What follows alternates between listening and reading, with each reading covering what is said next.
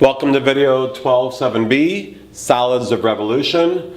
Here's example 1, parts A, B, and C. Describe the following spatial figures. Part A, rotate a semicircle about its diameter of 10 centimeters. So here is a line that we'll rotate about. Here is a semicircle. So let's just say we've got a semicircle. And it's got a diameter of 10 centimeters. And if I'm going to rotate it, what I'm going to do is spin this. And I find it easiest if you at least draw the reflection across either side. So hopefully we can see it's something circular. But now with this, hopefully we can see three-dimensional. We'll obtain a sphere. Okay, so I'm going to say it's a sphere. And for spheres, normally I talk about the radius, so I'll say the radius is 5 centimeters. Again, by drawing that reflection helps me visualize what's going on better, and then if I could see in three-dimensional space, I'll see the sphere. These second parts go together. The first, rotate the segment of line y equals minus 3x plus 6 in quadrant 1, that's the first quadrant, about the y-axis. And then the second part says about the x-axis. Again, I emphasize what we're rotating about. That really changes the problem. So you want to make sure that you understand that and circle it if need be. All right, so first what we got to do is draw that line segment. So the y-intercept is 6. And the slope is minus 3 over 1, rise over run, so down 3 units over 1. 1, 2, 3 over 1. 1, 2, 3 over 1. So it's going to be that segment right there.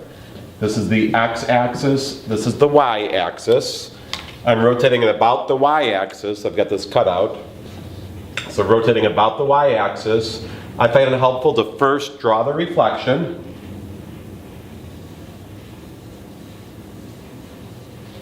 And then I can visualize, if I'm going to go in 3 dimensions, hopefully I can see that it'll be a cone. So again, rotating, rotating, rotating. Hopefully you can see it's a cone. So I'm going to say it's a cone, and I've got to specify the radius and the height. In this case, the radius is 2, and the height is 6.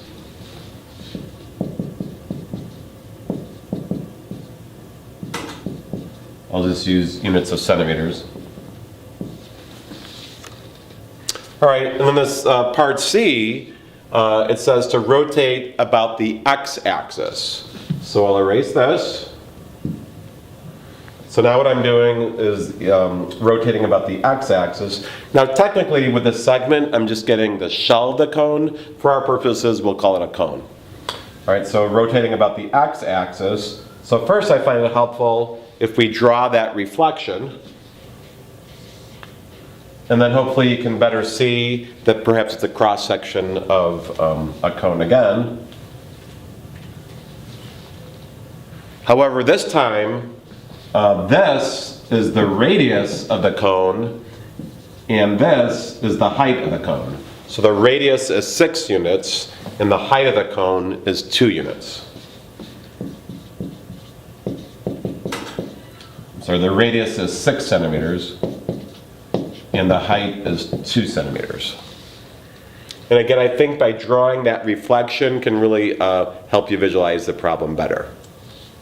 So there you have it, how to describe the spatial figures obtained by rotating some plane geometric figures.